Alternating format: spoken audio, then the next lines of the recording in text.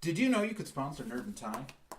That's right, for just $20, we'd say something nice about you here. We'd compliment your shoes. We'd maybe give you a high five if we saw you walking down the hallway at school. That's right, for $20, just go to nerdandtie.com, click on the sponsorship area, thingy, link, whatever, and do the thing. Or you can support our legal fund at gofundme.com/nerdandtie. On this fortnight's edition of Nerd and Tie, the Vic Mignogna situation only escalates, and we talk a little bit about No Brand Con and Karoshi Con. All this and actually not a whole heck of a lot else in this edition of Nerd and Tie.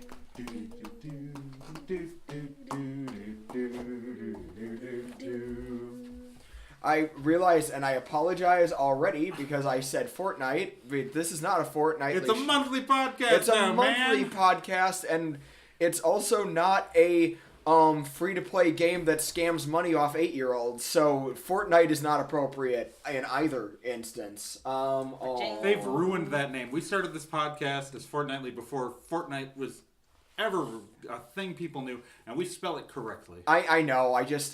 Dan Olson did a really great video, and I kind of just, it's still on my brain. I just said doo-doo like 47 times. Okay, you maxed out the levels with that laugh. It's my natural. It's what I do.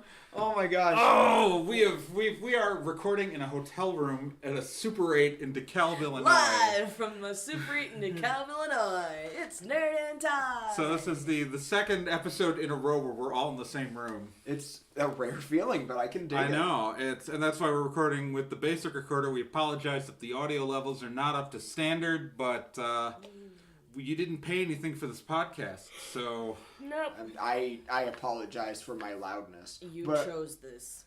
But I don't apologize for introducing my dynamic co-host. That's right, we haven't done that yet. The inheritor of the Autobot matrix of leadership. We've got Trey Dorn. Oh, I don't know what to do with this. Oh no. Oh, no, This was a mistake, Optimus Prime. Oh no. Oh, no. That's the quote, right? Yes. I can't deal with this now. And the harbinger of Unicron, it's Gen Proc. Yeah. I think the Fallen said that, actually. I recall that line. Gen's like the third sweep to the left. And friend to Quintessons everywhere, I'm Nick Izumi.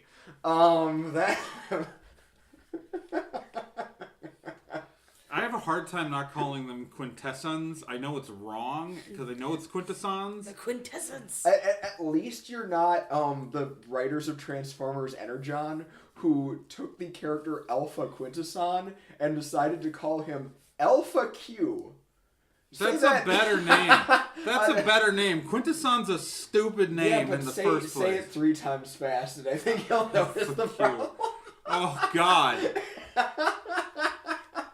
Every episode Alpha of this Q. children's series features Alpha Q, Alpha Q, Yeah. Alpha Q, Alpha Q, Alpha Q.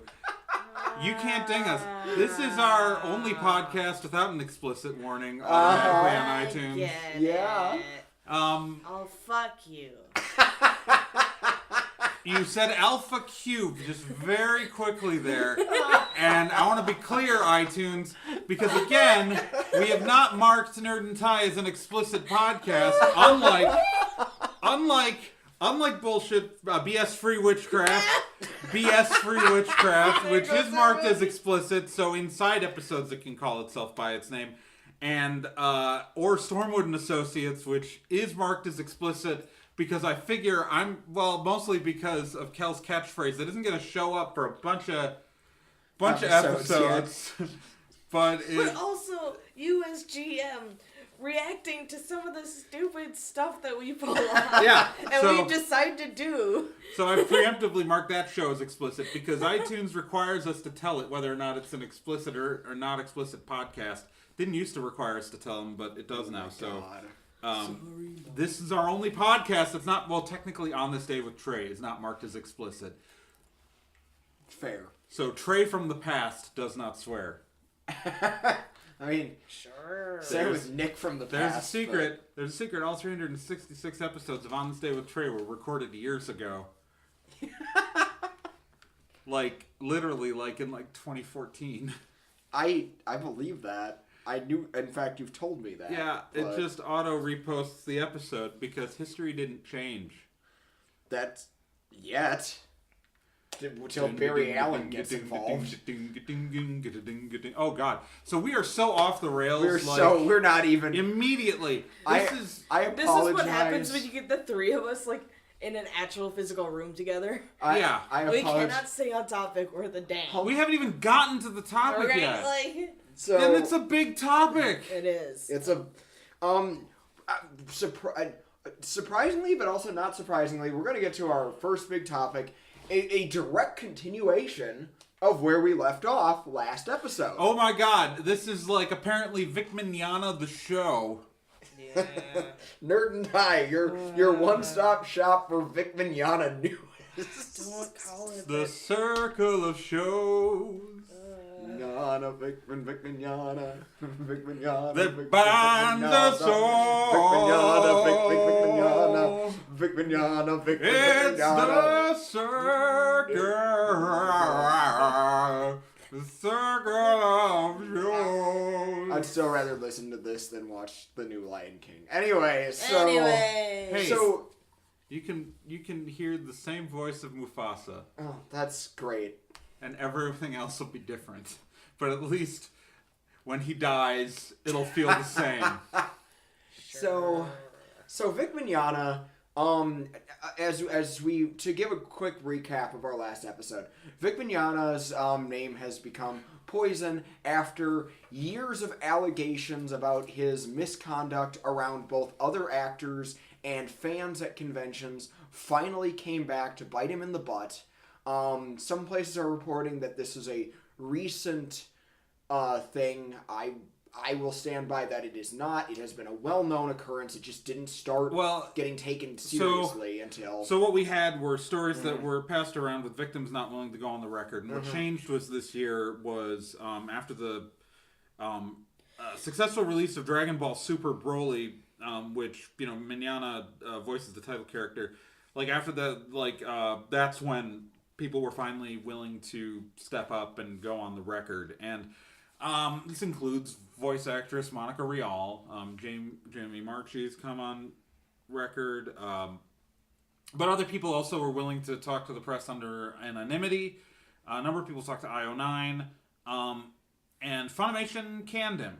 Now, a lot of conventions dropped his appearances. In the last episode, we mostly just focused on the fact that Kameha Con in Texas, which took place, when we're recording this, it took place a week ago, canceled him, and then after the refund period, re-announced him. Obviously, the people who didn't want to go to a con with him there were pissed. Understandably so. The VIX supporters did show up to this con in large numbers, probably because it was their only opportunity to see him at any con. But and also, it was publicity, and but mostly we were talking about how we knew he'd been talking to a lawyer, mostly because he had been kind of egged on to. There's a lawyer, I think, in Minnesota named Rakita Law, who is not his lawyer. I don't want to claim he's his lawyer, but who was pretty much like encouraging Mignogna to level a lawsuit against Funimation, Monica Rial and Jamie Marchi. And we thought that our opinion was, and I've seen someone say, well, I guess you were wrong. I said, no. I did not say he would not do it. I said he would be stupid to do it. And guess what? Vic Mignogna is dumber than I thought. This is, to quote Iron Man in The Avengers, what is your plan? There's no throne here. Like, how? Yeah. There's no win scenario in this. So what we should say is Mignogna has filed $1 million lawsuit against Funimation. $1 million against Funimation, Monica Rial, Jamie Marchi, and Ronald Toy, who is Monica Rial's fiance, in Tarrant County, Texas District Court. in his suit. Mignogna is claiming that the sexual harassment investigation that ended his removal from a bunch of shows and things like that constitutes defamation, interference in business, and civil conspiracy. We have the full filings available on our website, and I'll link that in the show notes for this. But it's pretty much what you'd expect. He's claiming that the comments were defamatory, and if they're not true, then you could actually consider that. I happen to believe the accusers. I believe them, but still, it's like this is a really complex situation. But most of what's happening is that Mignogna just pretty much ended his career, and I'm going to explain why. When you work as an actor, it's not like, you audition for roles or you have to be hired on for roles. What he's just done is said that effectively, by suing Funimation, I'm not talking about Monica Rial, I'm not talking about Jamie Marchi, I'm talking about by suing Funimation. A subsidiary of Sony. A subsidiary of Sony. I'm sorry, he's taking on Sony. Yeah, I want to point that part out. Sony bought Funimation earlier last year, so... Yeah, so he's going to be taking on the Sony legal department. By suing, even if he wins this case, nothing else matters, but even if he wins this case, he is signaling to every dub house in North America that if you fire this guy for any reason, he's going to sue you. And when you can choose between him and any other actor, when you can make that choice, you're going to choose the guy who you don't worry about suing you. Also, we're talking about dubbing anime. Yeah. While there are going to be people who are going to be hardcore fans of certain actors, case in point, how upset I personally was about the Evangelion cast being replaced, the vast majority of people aren't going to know the difference. Yeah. I hate to say it, but it's the truth. Yeah. And I want to say, the anime dubbing industry is not huge. There are not a lot of players. Now, I'm not saying that Mignogna's career at conventions is done. I think that, and I'm just a cynic with this industry, that there are enough assholes out there. I don't care that be explicit. There are enough assholes out there who support him, who would go pay to get his autograph. Yeah. Or people who are too naive to understand the situation. I do not doubt that there are enough people willing to dish out money for his autograph right now that he could probably get back on the horse and begin scheduling events again. But even that is going to dry up as fewer and fewer new projects materialize. Yep. And so, fangirls are going to outgrow Free and Oron Host Club and even Full Metal Alchemist, for that matter. Yeah. That hurt to say, that last one. I know, but... And so, it's... The fact... And that's not even talking about the allegations from Rial and the like. Marchi, yeah. Yeah. Am I saying her name wrong? I'm getting the pronunciation from after I said Marchi, but then Reina went to a panel with her a few years back, and then she said it was Marchi. So I've been saying her name wrong for many years. You and how many other people? I was say I don't think she's gonna hold it against you. I know. Okay. She everyone I know says she's one of the sweetest people. So I'm sure she's. Interestingly, though, he doesn't. I don't think he's filed suit against Rooster Teeth. I've heard, what was funny was I did hear some people saying, Vic could easily bring Rooster Teeth down. They're a small operation. And I'm in this corner being like, they just made a show with Michael B. Jordan. They're not a small operation, you guys. No, not anymore. Small, they started small. They made a show with Michael B. Jordan that also starred Arya Stark and David Tennant. I mean, I'm sorry. That was not a cheap show to make. No. Yeah. It's, yeah. But, it's interesting that he's not... I think it's because Funimation went on the...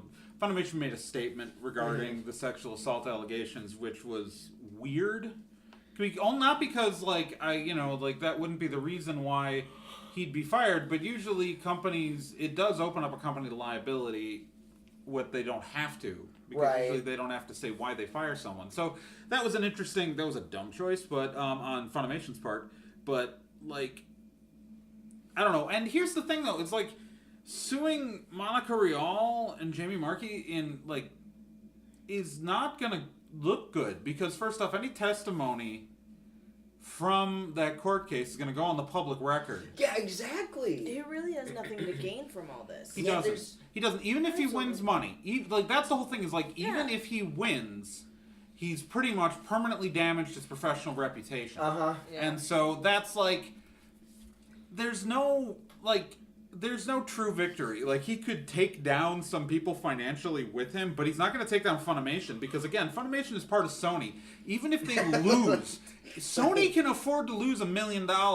So all he's going to do They made Amazing Spider-Man 2. They can definitely afford to lose $1 million. Amazing Spider-Man 2 made money. Oh, that's true. Still. Yeah. It's... Tuts. Yeah. I needed to do a movie that I remembered that they did, and the other 2 Spider-Man movies from recently were really good. So 3 Spider-Man movies from recently were really good. So yeah, 2 were good. 1 was Venom, but that was still good. It's such a bizarre decision because I really do think this is a case of Z-list. Cult celebrity status makes him think he's a bigger deal than he actually is. Yeah. Mm-hmm. But, Vic, we'll stop talking about you whenever you want us to. You just have to tell us but clearly, your silence on this to us equals your consent to us talking all of this. And this is our 3rd episode, so clearly you've been okay with this the whole time. It's fair. Yeah. We had it. I don't know. I really don't know what, beyond Z-list celebrity hubris, what would make him think this is a great plan. Because it's not. It's a really... He's probably working under the idea of even bad publicity is good publicity. But it's not. It's really not. It really is not. Especially in this case. You can't go around thinking that. Here we go.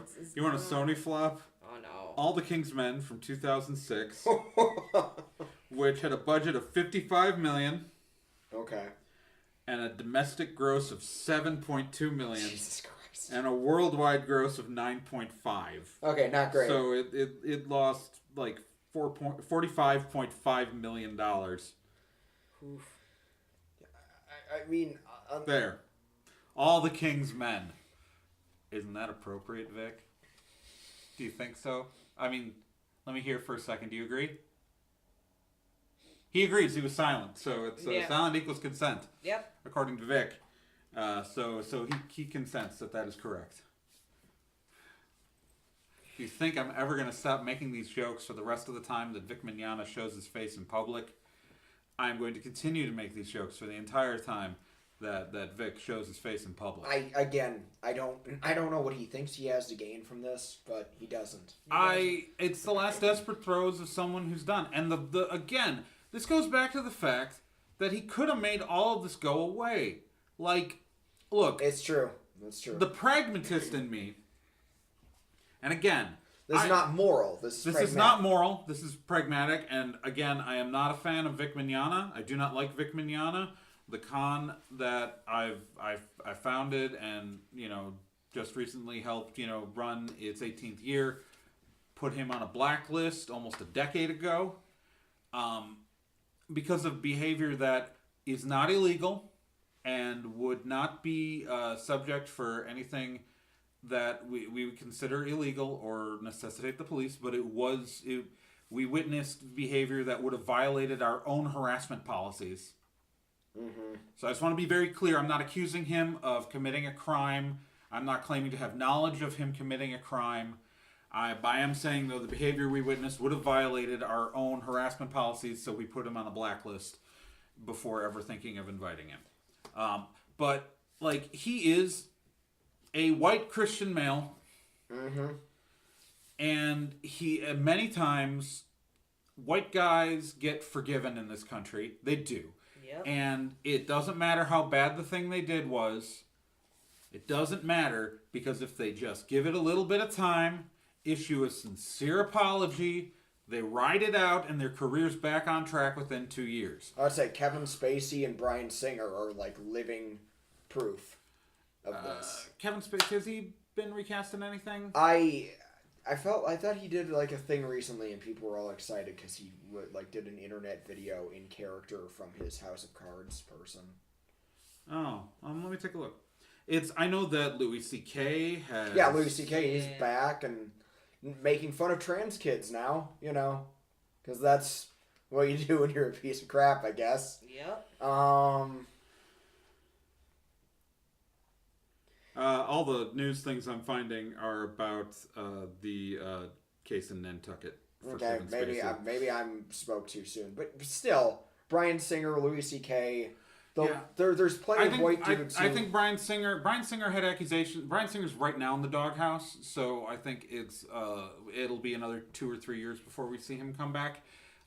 He had his name taken off of Bohemian Rhapsody, but let's face it, the allegations against Bryan Singer go back a decade before anything happened. It just took another white male.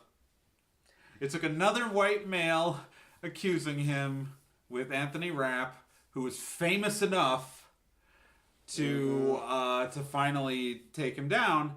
Because again, rumors about Bryan Singer, and there was another accuser who was not famous, and in an age when gay people weren't taken as seriously in the media, and he was seen as an opportunist. But oh look, it was a pattern of behavior. But the fact is that Kevin Spacey rode that out for years, and the fact is that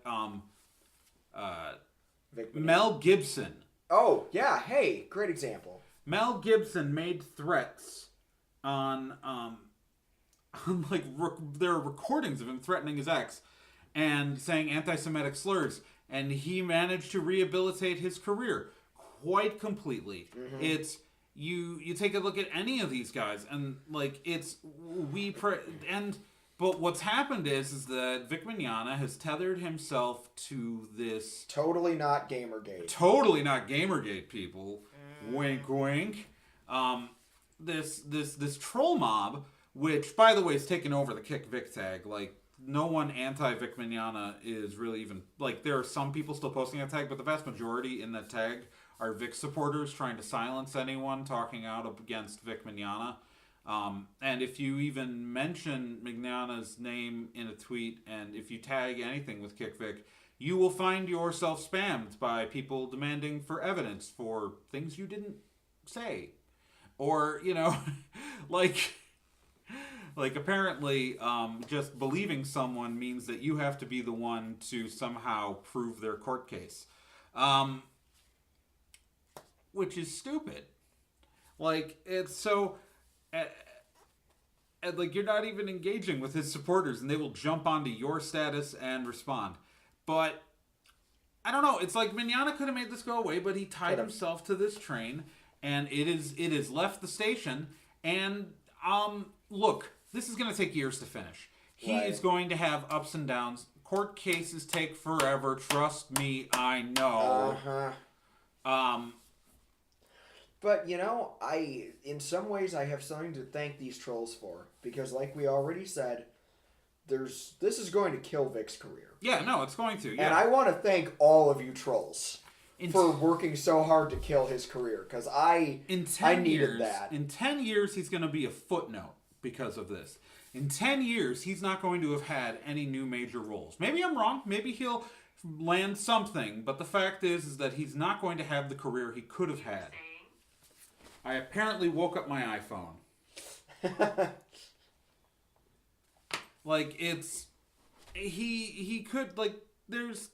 He has chosen a path which will lead to his own obscurity.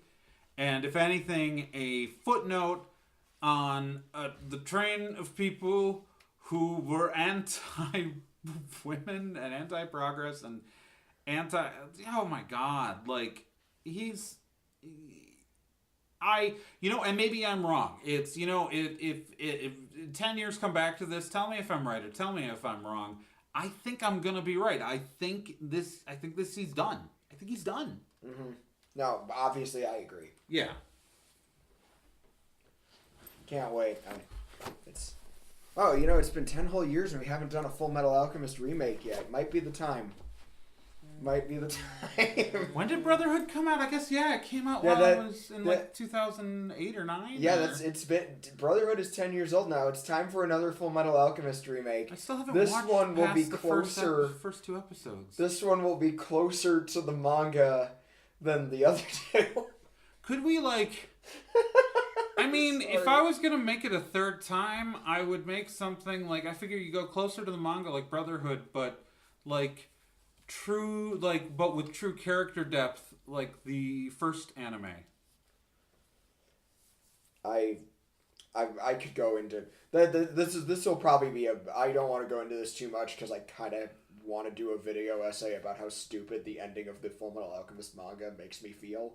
Not that it's smarter than me, but that I feel like if you've seen Doctor Who Curse of the Fatal Death, spoilers for Full Metal Alchemist Brotherhood then. Oh, no, really. Boy, Joanna Lumley's gonna show up? No, do you remember the I bribed the architect scene? They do that with transmutation circles. So it's Bill and Ted. It's Bill and Ted rules. I made the ultimate transmutation circle. No, I knew you would make the ultimate transmutation circle, so your shadow will make the ultimate transmutation circle. Have you seen Bill and Ted's Excellent Adventure? I have. It's a lovely film. That's their entire logic of that film. Yep. Mm-hmm. What we'll do is later we'll go back in time and plant the keys here, and then there are the keys. But it only works because they have to. And then the end fight. Well, the bad guy goes, I can do that too. And I'll put the gun here, and it drops his hand. And to which Bill and Ted remember, oh no, but only one of us can do it afterwards. So we'll put a fake gun there for you.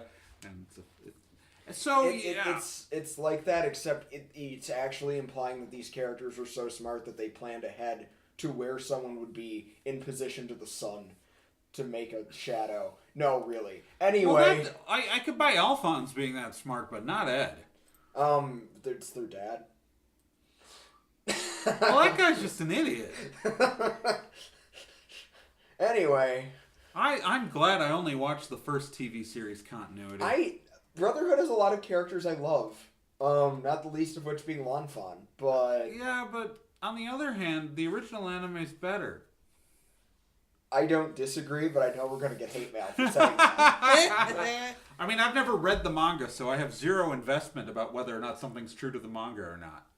That's really what it comes down to, is I've never read the manga, so I don't give a shit. I kind of wish we would have made that a topic, because I think that's an interesting discussion of, does something being true to the comic it's based on make it good?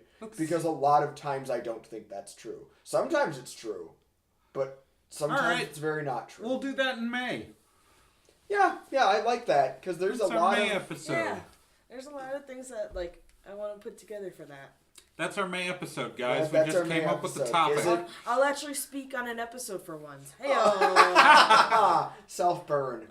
Did you bring your own calamine lotion? It'll be your turn to do the intros, so you'll have to talk a little bit no matter what. Anyway, so that's the Vic news. Again, we'll put the full filing's on our website right now, embedded on our previous article on this. If I don't get a chance to link that up in the show notes when this episode first goes live, it'll be there, nerdandtie.com. Yeah, so that's that sure is a thing. That sure is a thing.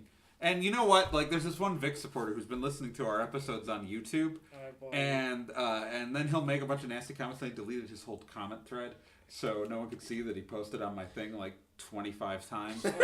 But he just loves you so much. He loves me so much, and he made a comment saying, "Oh, you're wrong," and I don't think he understood. That's why I'm specifically responding to you when I say, well, I expected Vic Mignogna to be smarter than that, and I guess that was my mistake. Yeah. So congratulations.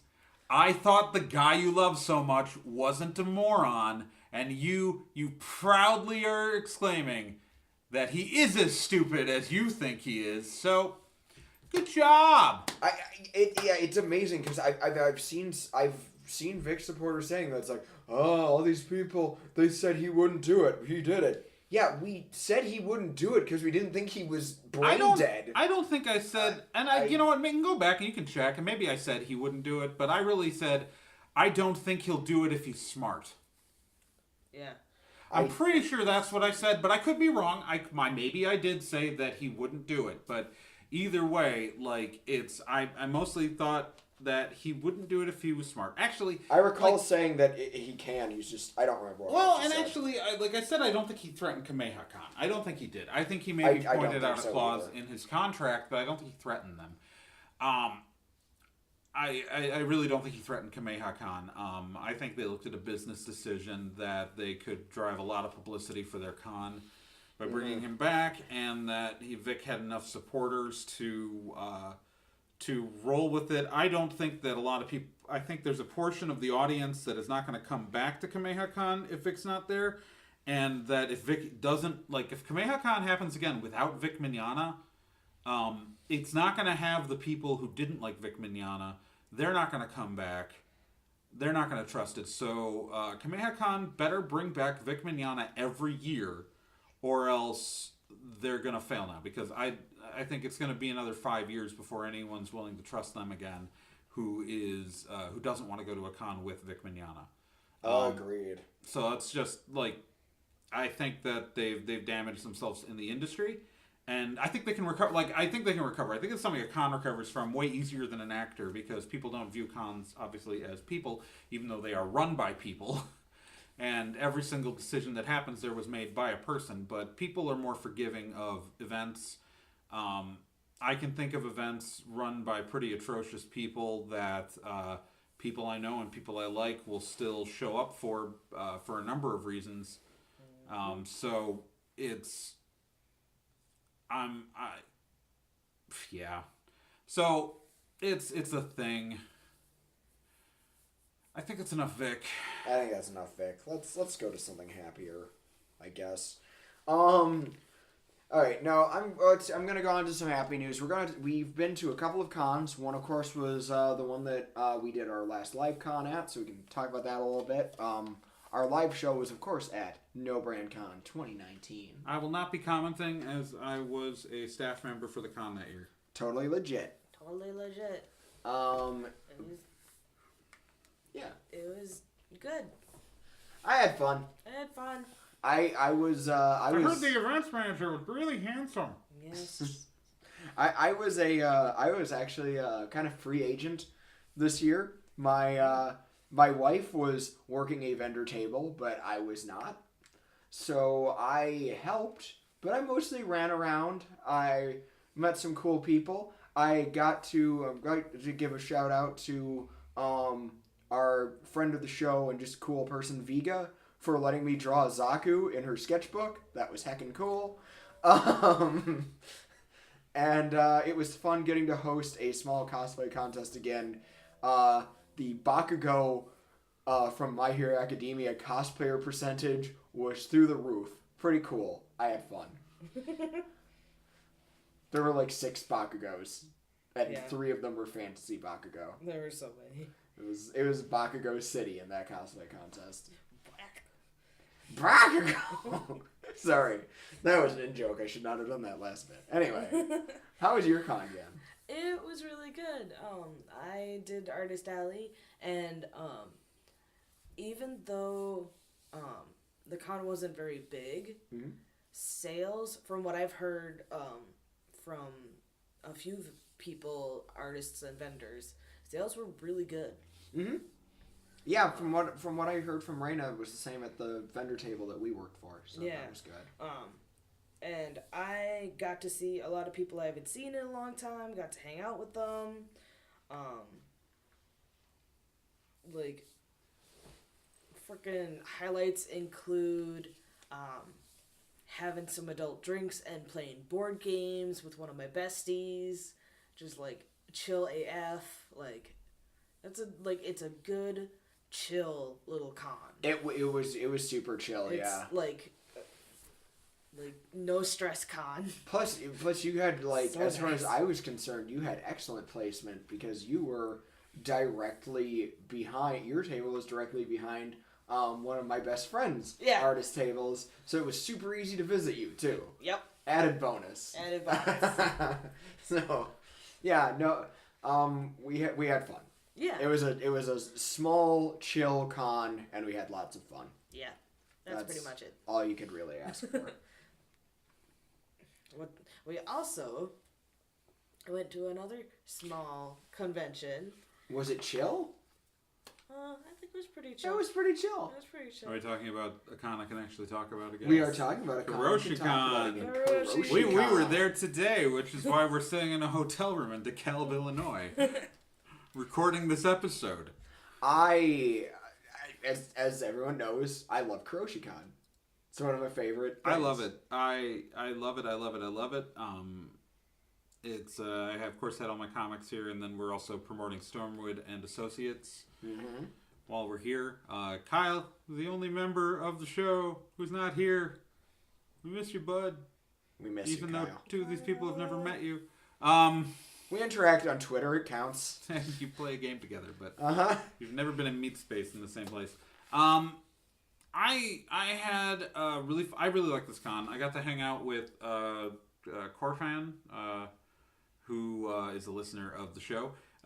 He stopped by my table for like an hour or two. I saw him, but I didn't get to say hi. I was running errands, and then I feel like a jerk. He pretty much walked in, stopped at my table, and then didn't go anywhere because we were right near the door. So Gen's table was right next to mine, and but Nick and his wife and stuff, they were elsewhere in the room. So they were far away while Gen and I were together. So Corfan didn't go further than us. It was a lot of fun, and I did a bad thing. You did bad thing. I did a bad thing. You played pranks on people. So you know how like you're vending in a room or an artist alley, and there's some other vendor or artist who like keeps playing music, and for a while it's fine and you're okay, and then just at some point they're playing something and it's just irritating the crap out of you, like some techno song with a heavy bass, and it's driving you nuts. Well, here's the thing. If that person's using an unsecured Bluetooth speaker...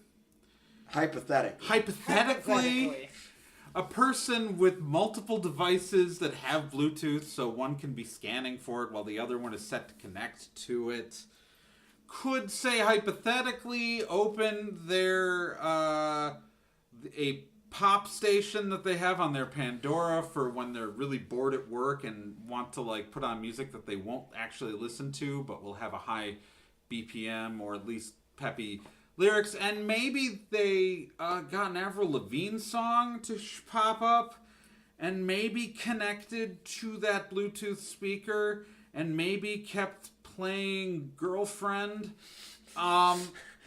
Hypothetically, and every time they'd turn off the speaker or reset the speaker and reconnect, that hypothetically this person would then reconnect their audio and start playing said pop song again. And maybe that other vendor would give up and even let the Avril Lavigne pop song play for its entirety. And maybe Taylor Swift's Shake It Off would come on afterwards. And maybe that's when the person doing this prank realized, oh, hey, I can control the volume from here, and turned up the Taylor Swift song. And maybe that's when they finally, like, after 2 or 3 more times of resetting it, turned off said Bluetooth speaker for, like, an hour or so. So the original person who was just kind of annoyed with the thumping techno could, like, live in peace.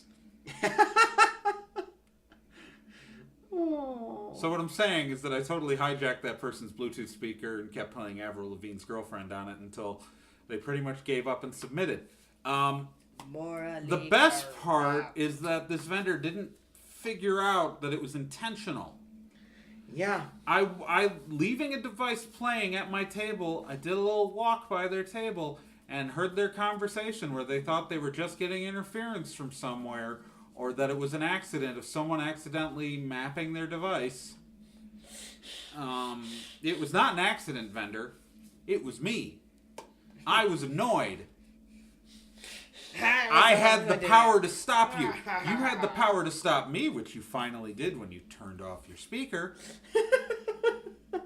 But I took the reins of destiny and steered them right into that cliff. Excellent. Everyone else is welcome. You had a date with destiny, and she ordered the lobster. Says, hey, you. I don't like your crappy music. No way. Oh. I think you need some new songs. They turned it on again later, and I started playing Letters to Cleo, and then they turned it off again. Then when they finally turned it on at the end, I let them play their terrible music because I was less annoyed. And I could have stopped it, but then the room was emptying out at that point, and I would have been more obvious. Okay, so basically, what we're saying is... I'm a bad person. You're an evil techno wizard. It's just because, okay, so here's the thing. If you're going to play music at your booth, at any booth, no matter what you're doing, use a wired speaker. Mm-hmm. Just use a wired speaker, because Bluetooth audio devices are almost always completely lacking any security, because they're designed for ease of use, that anyone can walk up, connect their phone, and listen to their music without thinking about it. But what that means is that anybody can walk up, connect their phone, and play their music. And so if you are in a crowded vendor room, and you are, like, playing music, just use the 3.5 millimeter jack on speaker, dude. Just for reals. Also, if you're in a dorm and you feel like annoying all of your neighbors, just search for Bluetooth devices. Just look for them, man. Like, there are free apps on the iPhone to extend the range. Don't do this. Like, this is bad just advice. annoy the... Advice. This is not good advice. Map every Bluetooth speaker you can find in range of your dorm room and start playing Avril Lavigne. Just do it. Please don't do it. Well, Do this. Two out of three of us don't endorse this. Whatever music you think will be, pleasant for them to hear. If you want to, like, show them some good music, put on some Cake. Okay, so while we were caravanning to dinner, I didn't have my radio on just because reasons, and I was following Trey's car, and I could clearly hear Cake from his car. I had the windows down. Clearly. I was like, oh, short skirt, long jacket. I was going to say, I too. It's a good one. I too like a girl with a short skirt and a long jacket. That's what came on my Pandora station after Volcano Girls by Veruca Salt, which is also a good song to blast while driving to. No, I believe that. Everyone should listen to my old people music, because all of this is officially considered dad rock these days, because I'm 38. Dear God. Anyway, This is old people music, people. I also... Cake, Veruca Salt, Letters to Cleo, Belly, Go... Hole, Nirvana. Going back to the con that we were at. Oh, yeah. And not giving people bad advice. I also got to... I think listening to Veruca Salt is good advice. They're a great band. And, they got back together after they broke up. So it's they're touring. Say his thing. I also got to soft debut a new cosplay. That was nice. I only say soft debut because, one, I still need to fix up some stuff for parts of it. And two, it was Karoshi Con. So my one, pressure was not high, and two, it was cold. And I decided to wear some extra layers because it was cold. Yet you still, surprisingly, got fans. Yeah, I ran into one of my fans. That was amazing. Like, my cosplay page, my alter ego, has fans, and one of them was at the con. I had never met him before. That was awesome. So yeah, that was a highlight of today. Good. And also, we established that the official car of non-binary people is the hatchback. Yeah. Yeah. That's official. Yeah. Can't change the rules there, you Can't guys. change it. If you're non-binary and you don't have a hatchback, your next car should be a hatchback. Uh-huh. We don't make the rules. We just enforce them. We just and it should be in a neutral color. Think white, silver, dark gray, black, but just like anything in there. Don't go flashy. Like, like red, don't do it. Blue, maybe. Green, definitely out. Those are colors for for people on the binary of genders. Yeah, we don't. That's not how we roll. That's not how we roll. We are non-binary and neutral colors. So we're neutral on gender. We're neutral on colors. Yeah. For your hatchback.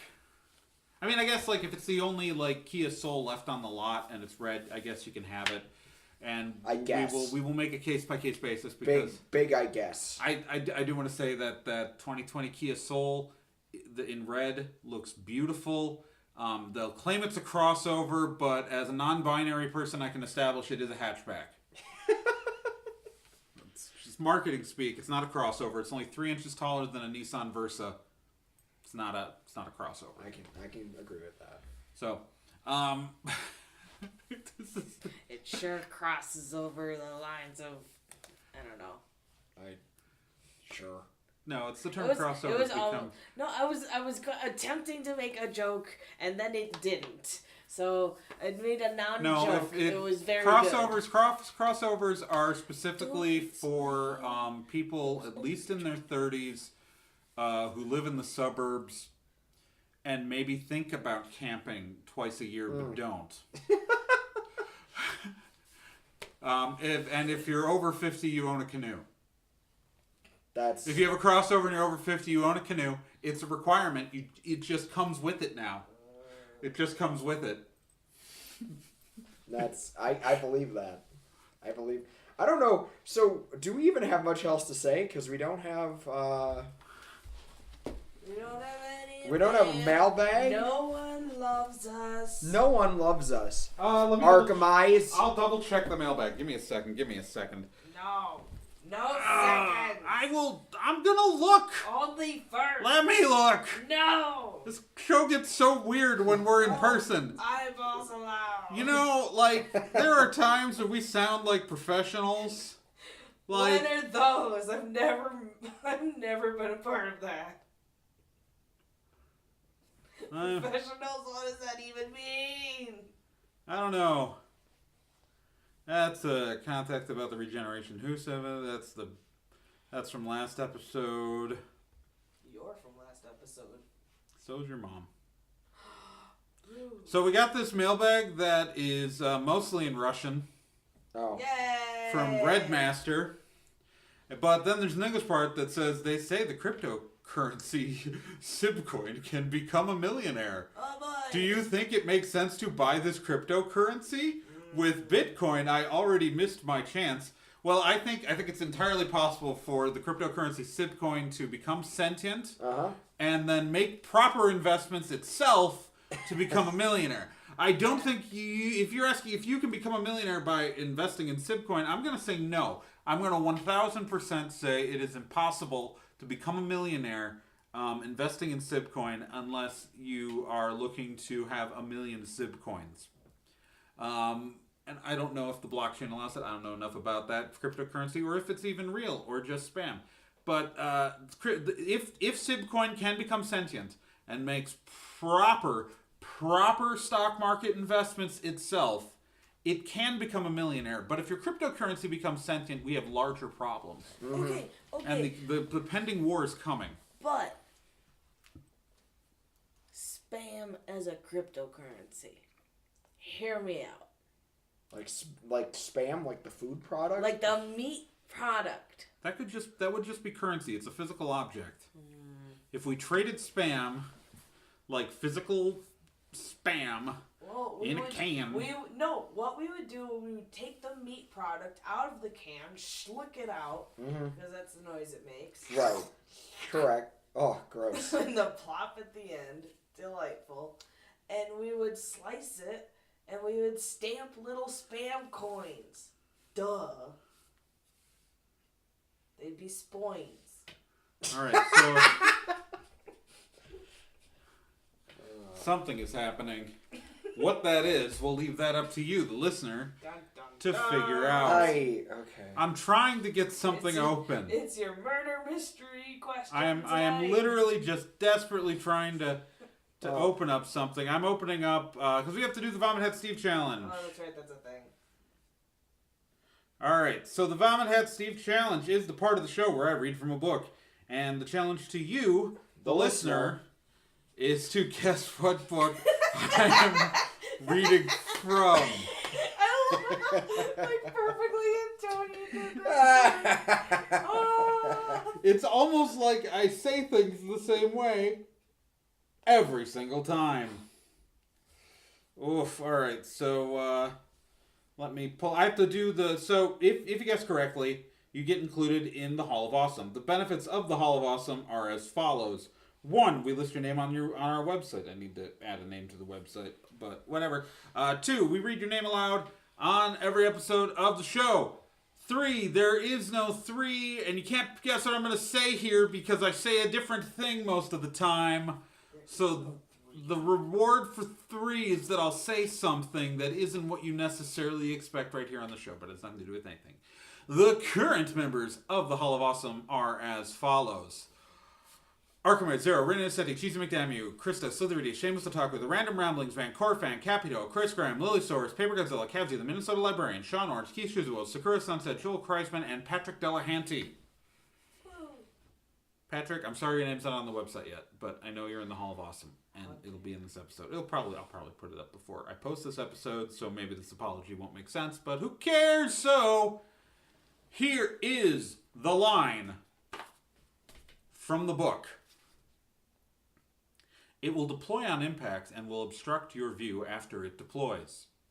If you know what book that's from, go to nerdandtie.com, click on the contact form, and tell us. Or if you have anything else you'd like to say, hopes, dreams, thoughts, cures for rickets, anything, just go to nerdandtie.com/contact and tell us. Or you can call us, and we might play your voicemail on the show at area code 414-375-0480 and leave a message on our voicemail, and we might play it here like a person or something.